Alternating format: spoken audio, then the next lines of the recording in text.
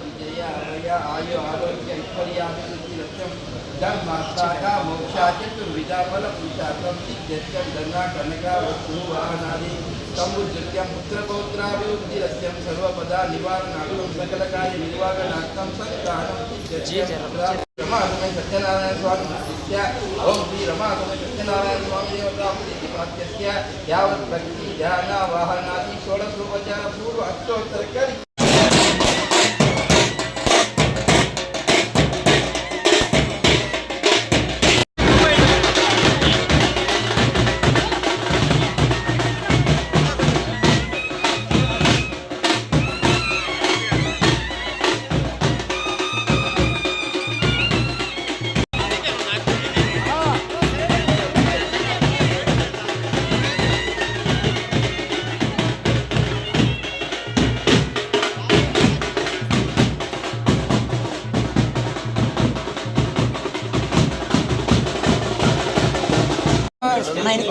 పిల్లలు పిచ్చగా చెప్తారు ओम केशवाय स्वाहा नारायणाय स्वाहा माधवाय स्वाहा गोविंदाय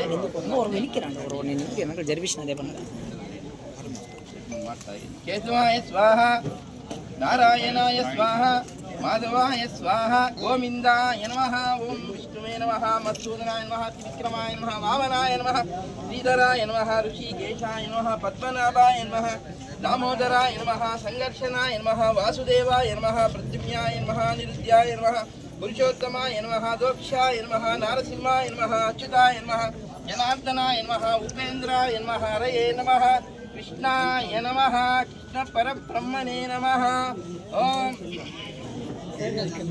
यस्मिन्नोवा नाम रूपप्य या देवी सर्वमंगला तयो संस्करणार्थं पुरुषं जयमंगलं लाभशेषं जयशेषम्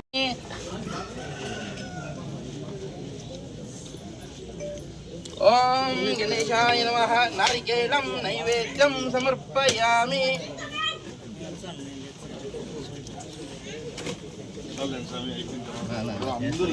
ओम गुरोस्य तत्विशुन्नं भर्गो देवस्य धीमहि धियो प्रचोदयात्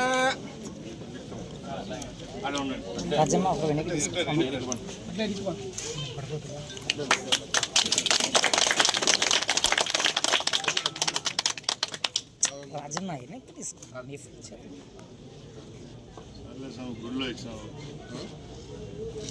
పండగపూట ఎవరు ఓపిక లేరు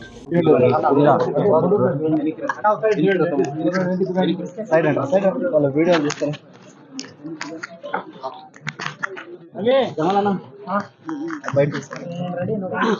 ఈరోజు రాయచోటి పట్టణంలో అభివృద్ధిలో భాగంగా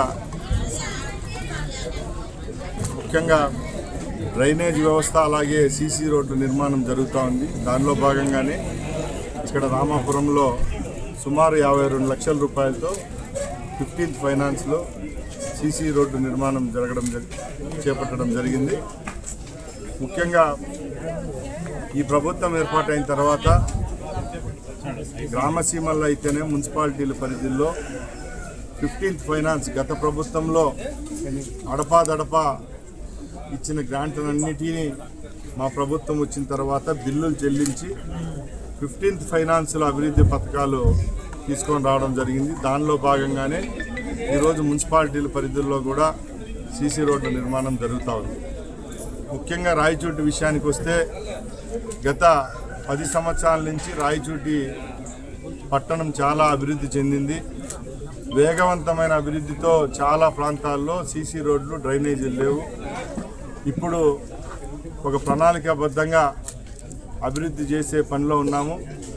ముఖ్యంగా గౌరవ ముఖ్యమంత్రి చంద్రబాబు నాయుడు గారి నేతృత్వంలో 80,000 జనాభా మించిన మన రాయచోటి పట్టణానికి త్వరలోనే సుమారుగా 20 కోట్ల పైన నిధులు తెచ్చేదానికి ప్రణాళిక సిద్ధం చేయడం జరిగింది. దానిలో భాగంగా పట్టణంలో కొత్తగా ఏర్పడిన కాలనీలు అలాగే స్లమ్లు ఏదైతే ఉన్నాయో ఆ ఏరియాల్లో కూడా యుద్ధ ప్రాతిపదికన సీసీ రోడ్లు అలాగే డ్రైనేజ్ నిర్మాణం చేపడతామని తెలియజేసుకుంటున్నా. అలాగే ఎక్కడైతే ప్రభుత్వ స్థలాలు అన్యాక్రాంతమైనాయో ఆ స్థలాలను కూడా రెవెన్యూ వాళ్ళ దృష్టికి తీసుకొని పోవడం జరిగింది. కలెక్టర్ యొక్క నేతృత్వంలో వచ్చే వారంలోనే దానికి ఒక కమిటీ వేస్తున్నాం. దానిలో భాగంగా 5 సెంట్లు పైన ఎక్కడైనా అన్యాక్రాంతమయ్యి లేకపోతే వేరే వాళ్ళ ఆధీనంలో ఉన్న భూములను కూడా ప్రభుత్వం మున్సిపాలిటీ పరిధిలోకి తీసుకొని వచ్చి అక్కడ చిన్న పార్కులు కూడా ఏర్పాటు చేసేదానికి చర్యలు తీసుకుంటామని తెలియజేసుకుంటున్నా. ఇప్పుడు రాయచోటి పట్టణానికి సంబంధించి కరెంటు విషయంలో గతంలో పోలిస్తే ఇప్పుడు చాలా మార్పు వచ్చింది. ఈ ప్రభుత్వం ఏర్పాటైన తర్వాత ఎక్కడైతే లో వోల్టేజ్ సమస్యలు ఉన్నాయో అక్కడ కూడా కొత్త ట్రాన్స్ఫార్మర్లు పెట్టడం జరిగింది. ముఖ్యంగా కొత్తపల్లి ప్రాంతం ఏదైతే ఎక్కువ జనసాంద్రత ఉందో ఆ ప్రాంతంలో కూడా ఈ చర్యలు తీసుకోవడం జరిగింది.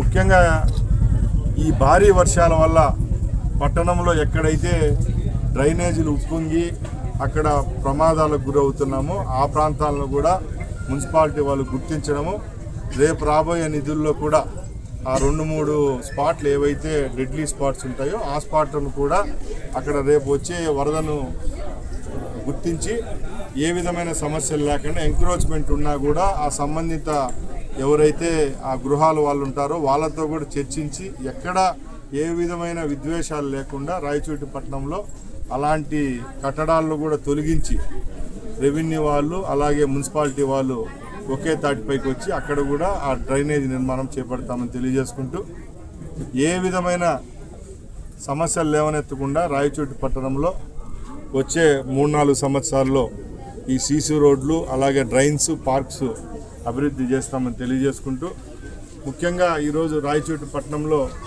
ఏ ప్రాంతాలకైతే వెలిగిళ్ళు నీళ్ళు వస్తున్నాయో ఆ ప్రాంతాలకు నిన్న సాయంత్రం మా ముఖ్యమంత్రి గారు శుభవార్త వినిపించారు.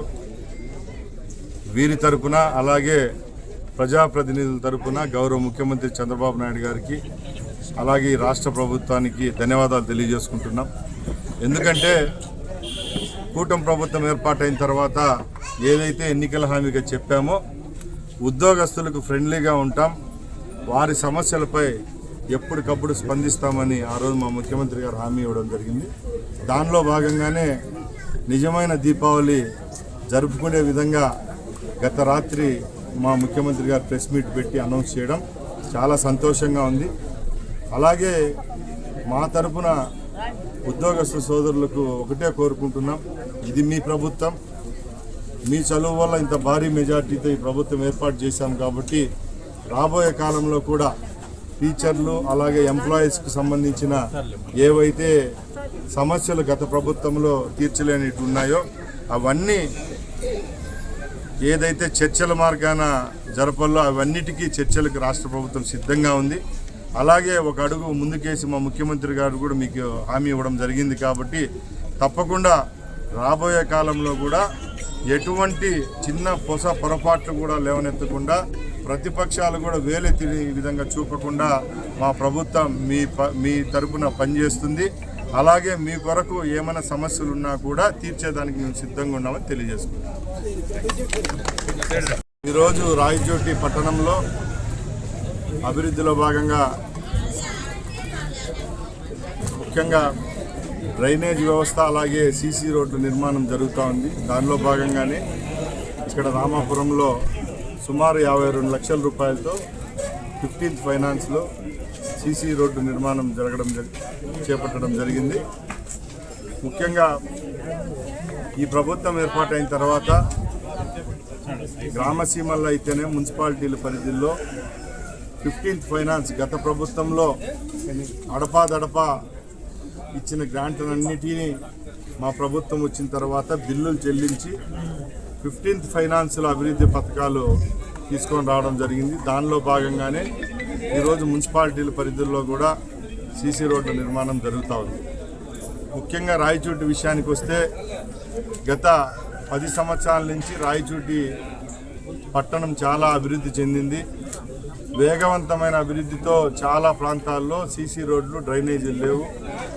ఇప్పుడు ఒక ప్రణాళికాబద్ధంగా అభివృద్ధి చేసే పనిలో ఉన్నాము. ముఖ్యంగా గౌరవ ముఖ్యమంత్రి చంద్రబాబు నాయుడు గారి నేతృత్వంలో 80,000 జనాభా మించిన మన రాయచోటి పట్టణానికి త్వరలోనే సుమారుగా 20 కోట్ల పైన నిధులు తెచ్చేదానికి ప్రణాళిక సిద్ధం చేయడం జరిగింది. దానిలో భాగంగా పట్టణంలో కొత్తగా ఏర్పడిన కాలనీలు అలాగే స్లమ్లు ఏదైతే ఉన్నాయో ఆ ఏరియాల్లో కూడా యుద్ధ ప్రాతిపదికన సీసీ రోడ్లు అలాగే డ్రైనేజ్ నిర్మాణం చేపడతామని తెలియజేసుకుంటున్నా.